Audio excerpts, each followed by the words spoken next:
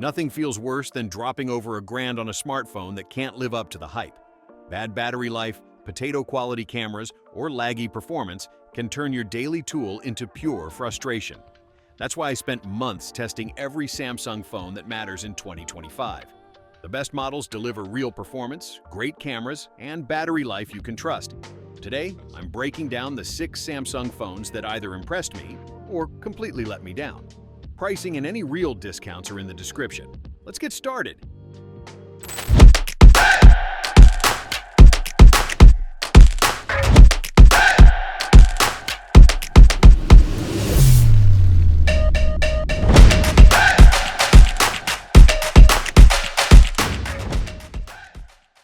The cheapest Samsung phone I tested extensively is the Galaxy S24 FE. And honestly, it's exactly what you'd expect from a phone that cuts corners to hit a lower price point. After using this device for 3 weeks straight, I can tell you it's a decent option if you're desperate to get Galaxy AI features without paying flagship prices. But don't expect miracles.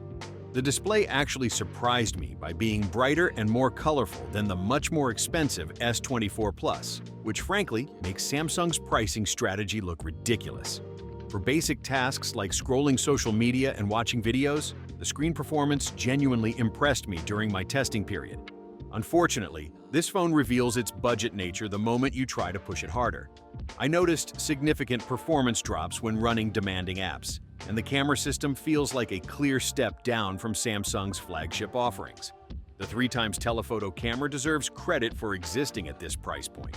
But during my head-to-head comparisons with premium alternatives, the quality difference becomes obvious quickly. However, for casual users who mainly text, browse, and take occasional photos, the S24 FE delivers adequate performance without completely embarrassing itself. When I first handled the Galaxy S25 Edge, I'll admit the 5.8mm thinness felt impressive in a world where phones keep getting thicker. After carrying this device for 2 weeks and comparing it extensively against other S25 models, I can tell you that thinness comes with serious trade-offs that Samsung doesn't want to advertise. The biggest problem hit me during my daily usage testing: battery life that consistently disappointed. While nearly 12.5 hours sounds acceptable on paper, it's the worst performance among all Galaxy S25 models I tested.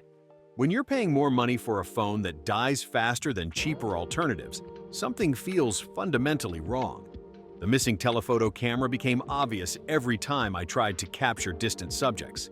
Comparing zoom shots from the Edge against phones with dedicated telephoto lenses revealed quality differences that no amount of computational photography can fix. You're literally paying extra to get fewer features, which strikes me as backwards. But here's the reality.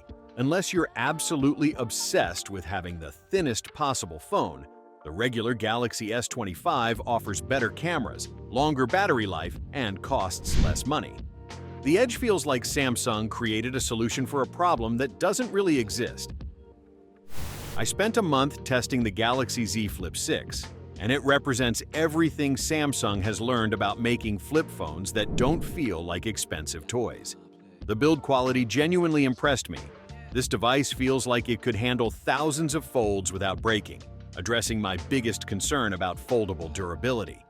The large inner display delivers excellent brightness and color accuracy that rivals traditional flagship phones. During my gaming and video testing, the screen performed beautifully, making you forget you're using a folding device.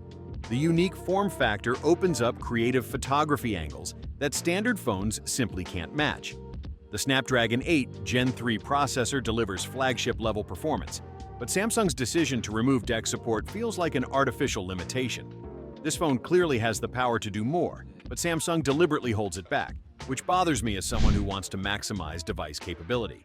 Battery life proved adequate for full-day usage, though not exceptional. The camera system focuses on selfies and social media rather than versatility, which matches the target audience but limits appeal for photography enthusiasts. After extensive testing of the Galaxy Z Flip 7, I can confidently say this represents Samsung finally getting the flip phone formula right.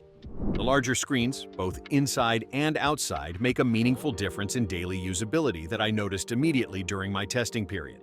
The 4.1-inch flex window transforms how you interact with the device when folded. During my testing, I found myself handling many tasks without ever opening the phone, which genuinely improved the user experience. The larger cover display makes features like Gemini Live actually practical rather than gimmicky.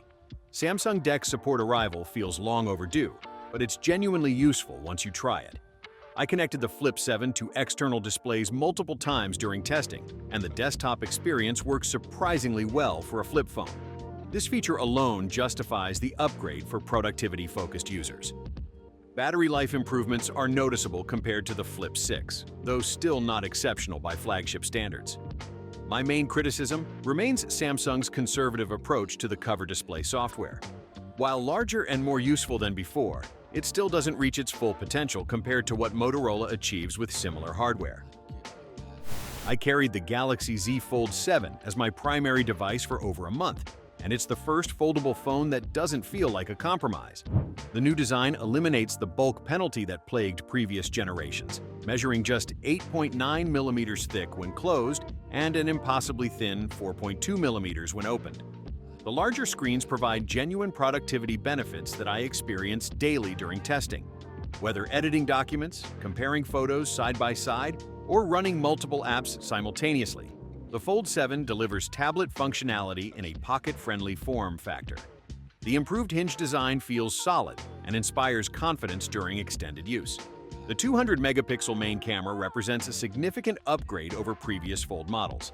During my comprehensive photo testing, low-light performance particularly impressed me, producing images that rivaled dedicated camera phones. The switch to a conventional selfie camera cutout from the under-display version improves image quality noticeably.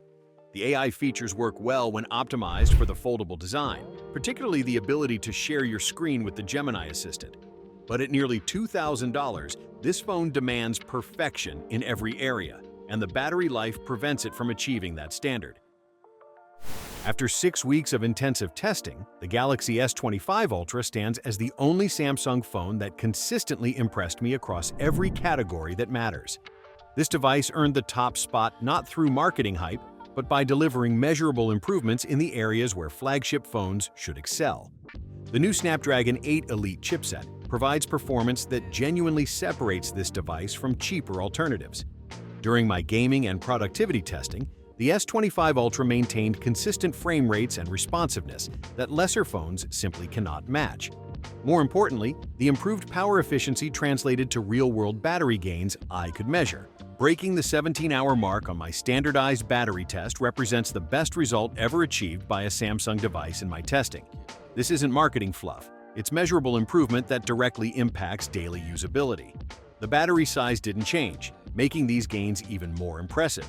You wanted the best Samsung phone money can buy, and you got it. The Galaxy S25 Ultra represents the perfect balance of cutting-edge performance, exceptional cameras, and all-day battery life that justifies its premium pricing. That wraps up my comprehensive testing of Samsung's 2025 phone lineup. I hope my real-world experience helps you avoid the marketing hype and choose a device that actually meets your needs. If my honest testing saved you from making an expensive mistake, smash that subscribe button and hit the notification bell so you never miss my no-nonsense reviews. Drop a comment below with questions about any of these phones or suggestions for devices you want me to test next. I read every single one, and your feedback directly influences my future content. And if you're new to the channel, welcome to Consumer Picks, where we test products so thoroughly that manufacturers probably hate us. We've got tons more smartphone reviews and tech content coming your way that cuts through the marketing noise. Until then, choose wisely, and I'll see you in the next video.